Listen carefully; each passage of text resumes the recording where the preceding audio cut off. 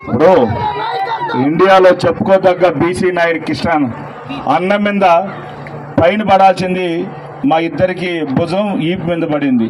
ఇది పిరికోలు చేసే పని. పిరికోలు ఇదే పని చేస్తారు. జగన్ అన్న కూడా సంపాలని చూశారు.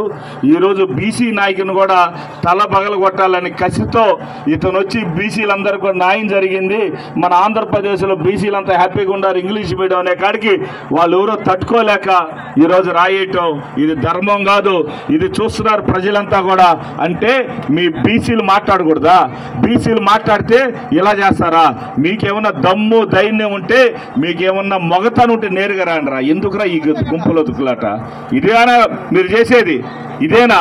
ఆయనకి ఏమైనా తగులుంటే, ఆ వయసులో తగులుంటే ఏమైంది బాధ్యత? కాబట్టి ఇది మంచి మార్గం కాదు.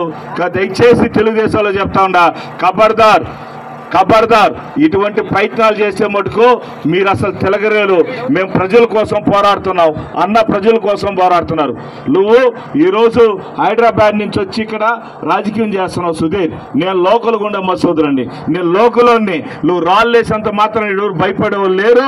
నువ్వు ఏం చేసినా నా కార్యకర్తలు కాదు, లీడర్ కాదు, ఎవరికి భయపడరు. సిఐ గారు ఆ పై నుంచి వచ్చింది సార్, ఒక్కరు చూడండి సైడ్ నుంచి. రాజకీయాలు దయచేసి ఎవరు కూడా చేయకూడదు. అలా మీరు చెయ్యాలంటే చంద్రబాబు నుంచి మేము వేయలేము, రాళ్ళ మేము వేయలేమా?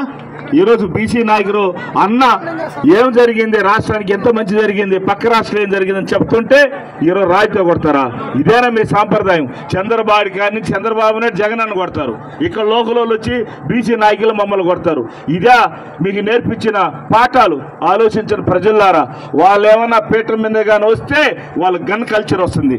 వాళ్ళకి ఏమైనా పీఠం మీద వస్తే ఆల్రెడీ ఎర్రసంద్రం స్మగ్లర్లో 10 మంది చనిపోయారు. ఇదే ఏర్పేల్లో దాదాపు 17 మందిని పట్టణం పెట్టుకున్న ఫ్యామిలీ అది.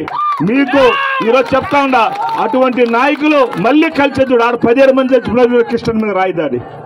కాబట్టి ఇటువంటి కల్చర్ని ఇంకొకసారి మేము సహించాం. ఖబర్దార్ అని చెప్పి తెలియజేసుకుంటూ ఈరోజు వచ్చిన దానికి మీ అందరు కూడా చేతులు దండం పెడుతున్నా. అన్నకి మా తరపు నుంచి కూడా, ఎందుకంటే ఇటువంటి కార్యకర్తలకు కూడా చెప్తా ఉండా, ఇటువంటి రాళ్ళు ఇటువంటి దేనికి కానీ భయపడం. మా నాయకుడు కూడా భయపడలా, మా కృష్ణన్న కూడా భయపడ్డు, మేము భయపడం. మా లీడర్లంతా కూడా ఈరోజు ధర్మయుద్ధం చేస్తున్నాం. కాబట్టి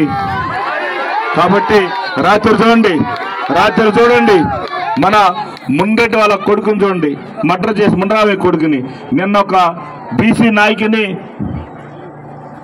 నాయకుల్ని ఈరోజు నేను తలకాయ పగలు కొట్టారు. చూడండి, చిన్న పిల్లగాడు, ఆ అబ్బాయి ఇంటర్మీడియట్ చదువుతూ ఉంటాడు. చూడండి, తలకాయ పగిలిపోయింది. ఇటువంటి కల్చర్ని మేము సహించాము. ఖచ్చితంగా దీన్ని అడ్డుకుంటాం. ఖచ్చితంగా దీన్ని తగిన చర్య ఎవరు చేసినా కూడా చెల్లి